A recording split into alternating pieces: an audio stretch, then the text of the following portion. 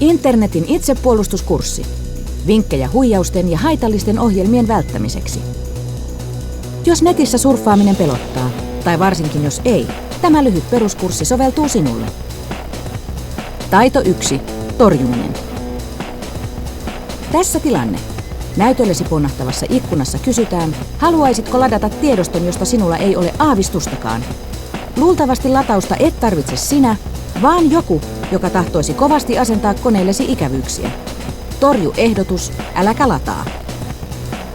Taito 2. Itsekuri. Selaimiin voi asentaa monia houkuttelevia apuohjelmia ja lisäosia. Jos et ole täysin varma niiden turvallisuudesta, vastusta kiusausta. Selaimesi navigoi netissä varmasti ilman lisäyksiäkin. Myös Facebookissa voit törmätä houkutteleviin linkkeihin, jotka näyttävät olevan kavereiltasi. Mutta esimerkiksi sanat unbelievable tai amazing eivät valitettavasti tarkoita useinkaan upeita elämyksiä.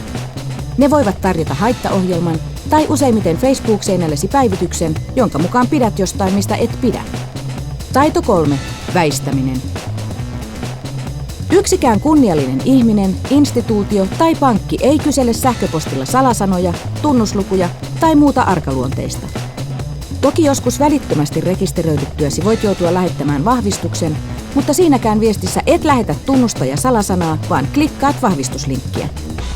Salasanasi vaihdat ihan itse palvelussa itse valitsemanasi hetkenä. Muista silloin vielä tarkastaa www-osoitteen oikeellisuus. Taito 4. Tarkkuus. Sähköpostin lähettäjän nimi ja osoitetiedot on helppo väärentää. Jos viesti tuntuu oudolta, se voi olla huijarilta. Älä avaa, vastaa viestiin tai klikkaa siinä olevia linkkejä. Oletko myymässä autoa? Kieltäydy kohteliasti lupauksista maksaa shekillä, joka lähetettäisiin kotiisi. Nettihuutokaupoissa kannattaa tarkastaa myyjän saamat arvostelut ja arvostelijoiden luotettavuus. Voit myös ehdottaa, että noudat ostoksesi samalla, kun maksat sen.